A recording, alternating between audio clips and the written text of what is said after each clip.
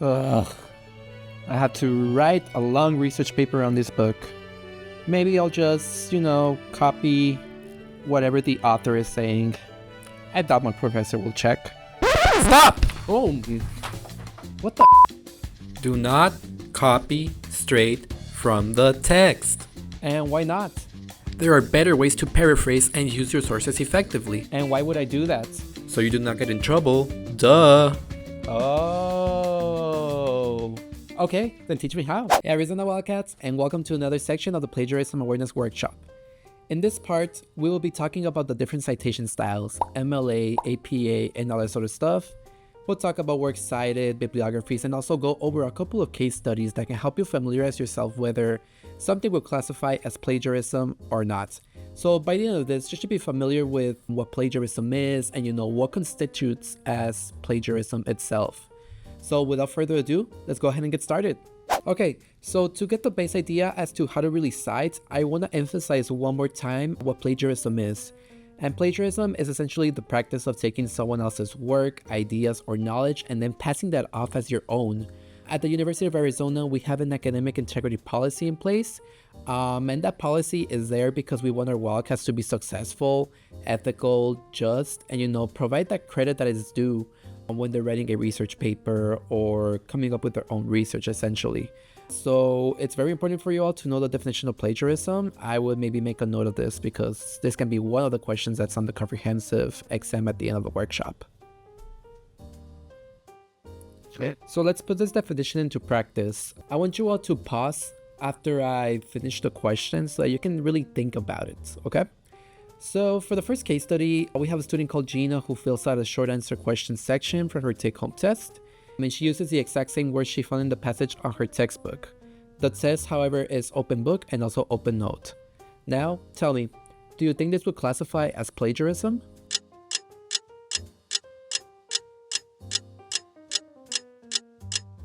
So to be honest with you, the answer to this question is it depends, because the prompt is not really specific as to what Gina does. So if she in fact did use quotes and then cite it properly in the form of in-text citations and quotation marks and also have it on the reference pages, then it would not really be classified as plagiarism because she's still giving credit to the original author. But if she just did copy the exact words and gave no credit whatsoever, then it would be classified as plagiarism. So it does not matter whether the test is open book or not, that information is something she got off of someone else. She did not really think about it like on the spot. So remember, credit is always due. Okay, so for this next case, we have a student named Johnny who does spend the entire night writing a research paper, and he makes sure everything is perfect, right? That it is formatted in APA, that he includes in-text citations, has a reference page, and it's just a good paper. But he does not really get a chance to edit it at the last second, and he forgets to add quotation marks to one of the in-text citations that he uses. But he does provide a citation on the reference page. So now tell me, does this classify as plagiarism?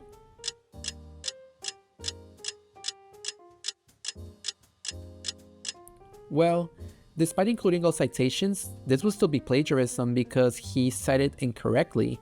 And while this may be an editing mistake, it would be up to Johnny's instructor to determine if this is an act of plagiarism or not. Because remember, at the end of the day, the person who makes decisions whether something is plagiarized or not would be the instructor. So the instructor can probably be like, hey, this is an editing mistake, just make sure it doesn't happen next time or I'll have to mark it as a plagiarism violation. Or he can just report it on the spot because by definition, it would be something that would be classified as plagiarism. In this next example, we have a student named Albert who submits an essay that he wrote on a previous class. His current class specifically states that using the assignment from another course is prohibited.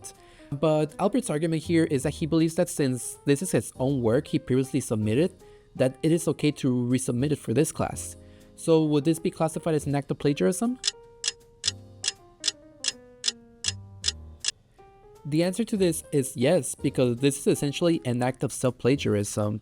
The syllabus clearly stated that submitting work from a previous class is also prohibited, so there was really no excuse here.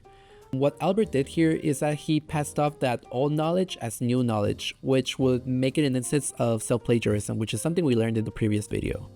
So be careful and make sure you read the classroom syllabus to see if resubmitting your old work is allowed, because there are occasions where instructors do allow this, but not every single class does. So make sure you avoid self-plagiarism, because remember, that's actually a big thing. This next case study is actually one of the most frequent occurrences of plagiarism we see around here in the office. So we see a student named Sean and his friend Ashley, right? So Sean is struggling with a research paper and he asks his friend Ashley for help because, he wants to get ideas. So Ashley then sends Sean his research paper for him to review and see. What Sean does is that he goes on and copies Ashley's ideas and turns in the paper. So both of them are sharing the same idea and the same argument for the research paper. So now tell me, will this classify as an act of plagiarism? And as an added question here, if it is plagiarism, who would be the person who would get in trouble in this scenario?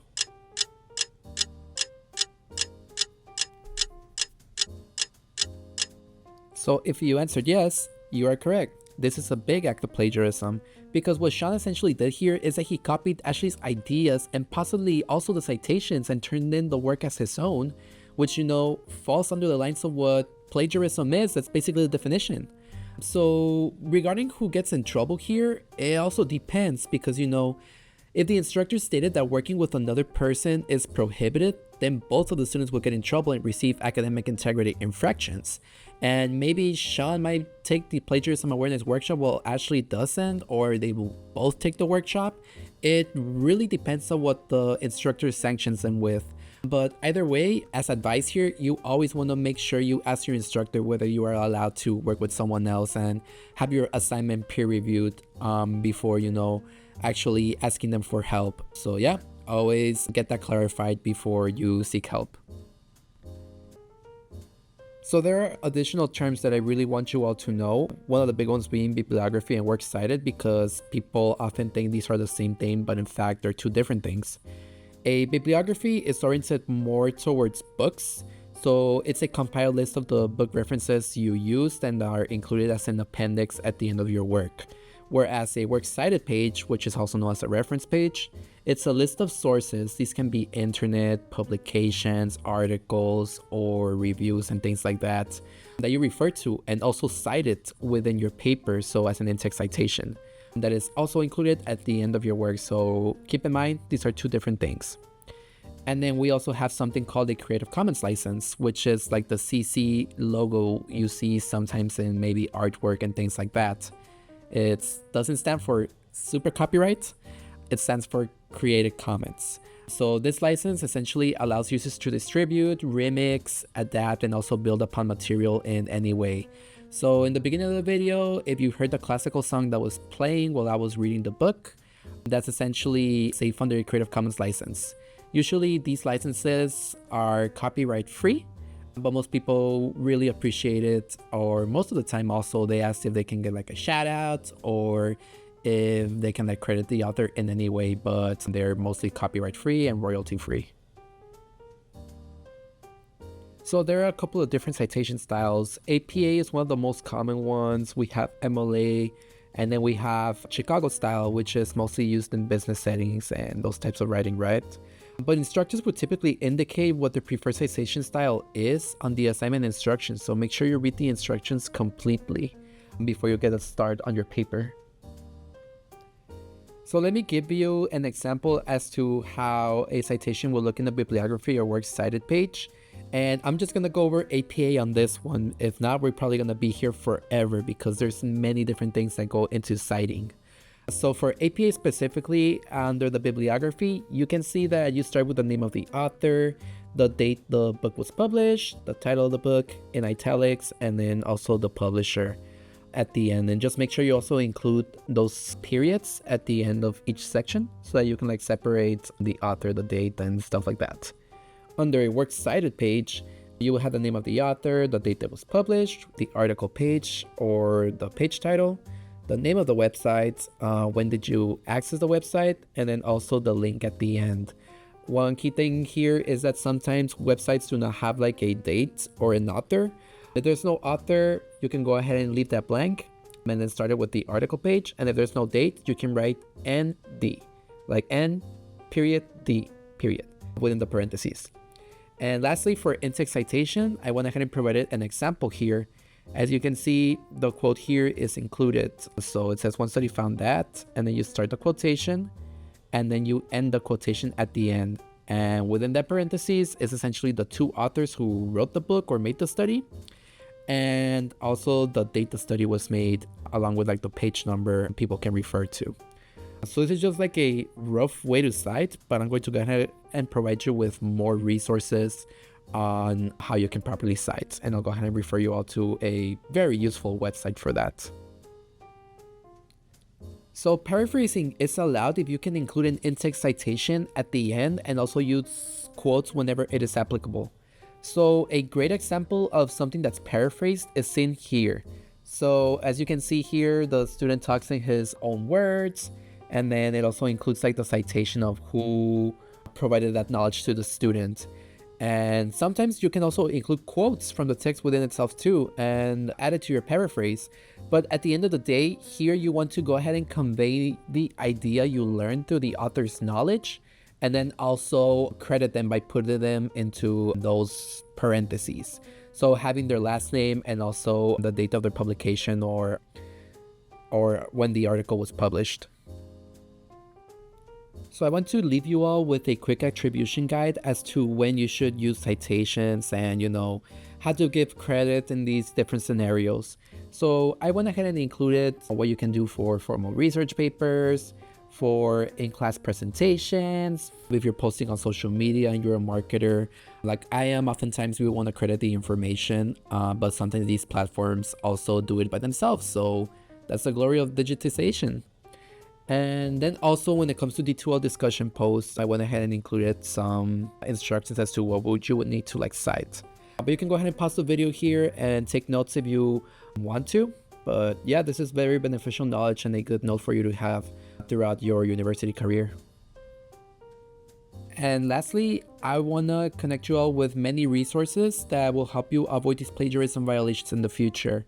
I use Purdue OWL a lot. I would classify this as a must-use resource because it'll tell you about the different ways you can cite and all these sorts of things. So maybe there's special cases where you have 6 authors or 5 authors. How would you put it in the bibliography? Well, Purdue OWL will go ahead and help you learn these different citation styles, learn the rules about it, and the specifics, really. It also provides you with different templates on citing and things of that nature. Another great resource I really love using is Citation Machine, which is an amazing tool for citing. So how it essentially works is that you paste the link on where you found the information, or maybe you have the book's information, you paste it into this little bulb, and then from there you go ahead and add any information that may be missing, and it'll create the citation automatically for you. And if you continue using it during one period of time, then it goes ahead and helps you create the bibliography or reference page for you too.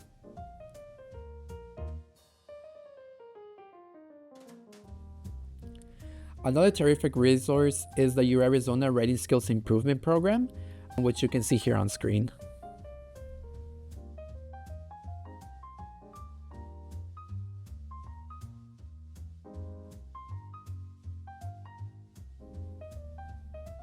We also have the university's think tank, which has a writing center. I oftentimes find myself using the feedback loop a lot because it helps me generate new ideas. It helps me get my essay peer reviewed before I actually submit it, and maybe also statement of purposes and letters of recommendation and stuff like that. And lastly, a definitely very underrated resource are the university libraries, because if you are using a source through the main library, you can actually go ahead and go on their website, as you can see here on screen. You will go ahead and type the book you have, and then you go within that book, and there's like a little box in there called citations. If you click on that, then there's a different citation styles that you can include on your research paper without you having to write everything down manually. So this is an amazing tool for you. Awesome. So that concludes this section on citing sources, and also, learning all these different types of citation styles and the terminology that goes behind it too. So you should now be familiarized with a couple of resources that can really help you benefit from avoiding plagiarism in the future. I would recommend for you to like keep these notes because, as I mentioned, you might want to refer back to them like in the future whenever you're doing a research paper, a presentation, or something along those lines. Because even myself, I'm an MLA person, but I'm not really familiar with APA. So you see me going to Purdue OWL every so often, and then using Citation Machine to like double check on my citing, right? In the next section, it should be the final video, I believe. We will go ahead and talk about different ways to avoid plagiarism and also give those concluding remarks for the workshop. But other than that, I'll see you in the next video. Thanks for watching.